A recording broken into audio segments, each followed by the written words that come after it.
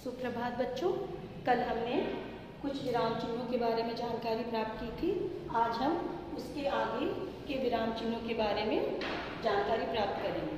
तो बच्चों, ये है योजक चिन्ह। योजक चिन्ह का प्रयोग हम दो शब्दों को जोड़ने के लिए करते हैं। जैसे माता पिता का सदैव आदर करना चाहिए, तो माता पिता शब्द के बीच में हम इस योजक चिन्ह का प्रयोग करते हैं। ऐसे ही सुख दुख में भी हम योजक चिन्ह का प्रयोग करते हैं, यानी दो शब्दों को जोड़ने, यानी शब्द युग्म को जोड़ने के लिए हम योजक चिन्ह का प्रयोग करते हैं। उसके बाद हम आते हैं निर्देशक चिन्ह।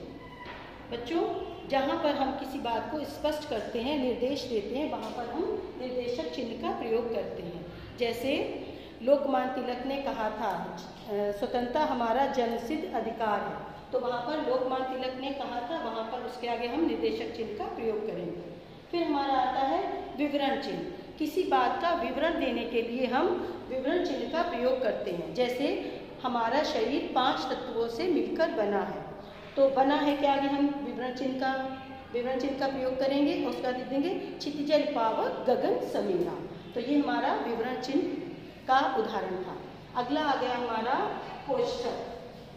कोष्ठक का प्रयोग हम किसी कठिन शब्द को स्पष्ट करने के लिए कहते हैं। जैसे अगर हम कहते हैं कि सतत प्रयास हमें सफलता की ओर ले जाता है, तो हम सतत का अर्थ स्पष्ट करने के लिए उसके आगे हम एक कोष्ठक का चिन्ह बनाएंगे, उसके अंदर लिख देंगे लगातार। इस प्रकार से हमारा वो सतत का शब्द का अर्थ स्पष्ट हो जाएगा। उसके बाद बच्चों हम आते हैं हंस पर।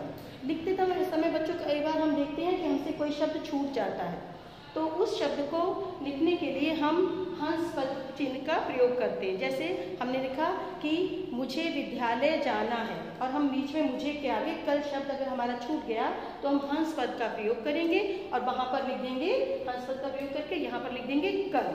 तो हमारा शब्द वाक्य पूरा हो जाएगा कि मैं कल विद्यालय जाऊँगा।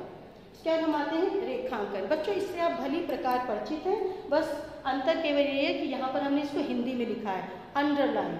आप अपने शब्दों में विशेष शब्दों पर, जिन पर आपको अंडरलाइन करते हैं कुछ विशेष शब्दों पर, तो उसको हम हिंदी में कहते हैं रेखांकन। जैसे हमने कहा मुंशी प्रेमचंद की गौदान सर्वश्रेष्ठ कृति है, तो हम गौदान को अंडरलाइन करेंगे यानी रेखांकन करेंगे। तो यानी किसी वाक्य में विशेष शब्द को स्पष्ट करने के लिए हम रेखांकन का प्रयोग करते हैं। इसके बाद लास्ट में हम आ जाते हैं लाघव चिन्ह। लाघव चिन्ह बच्चों, हम किसी शब्द को संक्षिप्त रूप देने के लिए लाघव चिन्ह का प्रयोग करते हैं। जैसे हमने लिखा डॉक्टर, तो डॉक्टर में हम लाघव चिन्ह का प्रयोग करने के लिए हम डॉ लिखेंगे, डॉ में आ की मात्रा, और उसके आगे हम लाघव चिन्ह का इसका प्रयोग कर देंगे। इसमें प्रयोग करते समय इस बात का हम ध्यान रखेंगे, हम उसे शून्य, छोटा सा शून्य बनाएंगे, बल्कि डॉट नहीं बनाएंगे, शून्य बनाएंगे छोटा सा। तो वहाँ पर हम लाघव चिन्ह का प्रयोग करते हैं, तो हमारा शब्द का रूप संक्षिप्त हो जाता है। जैसे ईस्वी लिखते हैं तो हम बड़ी ई लिखेंगे और लाघव चिन्ह लगा देंगे और हमारा शब्द स्पष्ट हो जाएगा कि हमने ये ईस्वी लिखा है। तो बच्चों, इस प्रकार से हमारे विराम चिन्ह जो मुख्य थे वो हमारे इसमें लाघव चिन्ह तक पूर्ण हो जाते हैं। 14 है। तो जब भी आप अपने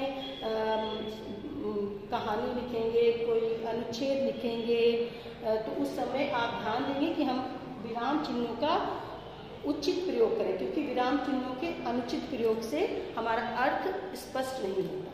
तो भाषा में लिखते समय हमें विराम चिन्हों का बहुत ध्यान रखना चाहिए, ताकि हमारी भाषा स्पष्ट हो और प्रभावशाली। धन्यवाद।